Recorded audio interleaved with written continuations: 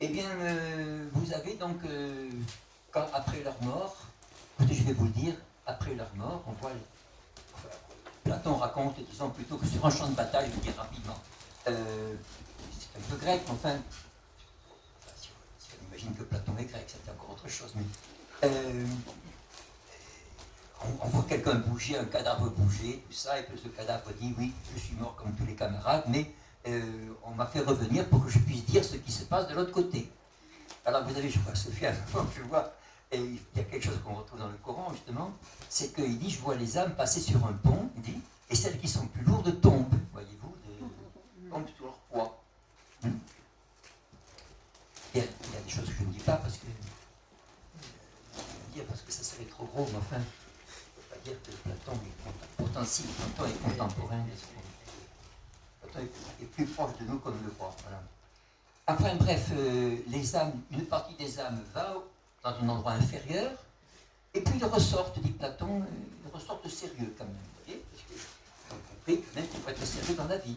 Alors ils ressortent sérieux. Ceux qui sont bien conduits, ils vont s'amuser, tout ça, ils vont en plein air, ils vont à l'Alsace, ils vont dans les Pyrénées, et puis ils reviennent contents. Un peu superficiel, si vous voulez, mais contents. Mais là, ça n'arrête pas. Là commence maintenant une difficulté. C'est-à-dire qu'on les met devant un spectacle, et ce spectacle tragique avec des personnages.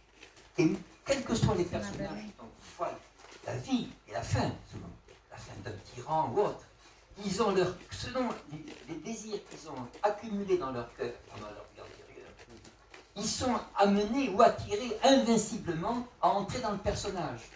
Et ils y entrent avec des cris. Ils ne veulent pas, mais c'est eux-mêmes qui sont aimantés vers eux.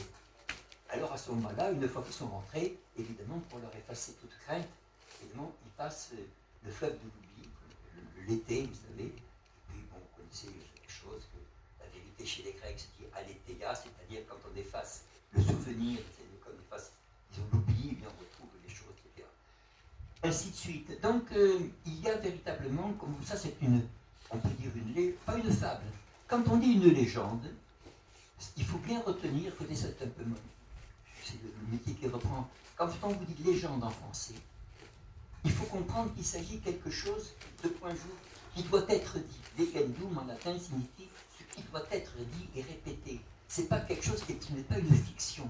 C'est quelque chose, même si je ne le comprends pas, je le dis parce que ça contient des vérités. Voyez-vous? C'est pour ça que vous avez des légendes populaires. Vous avez par exemple des légendes que racontent les frères Grimm, par exemple.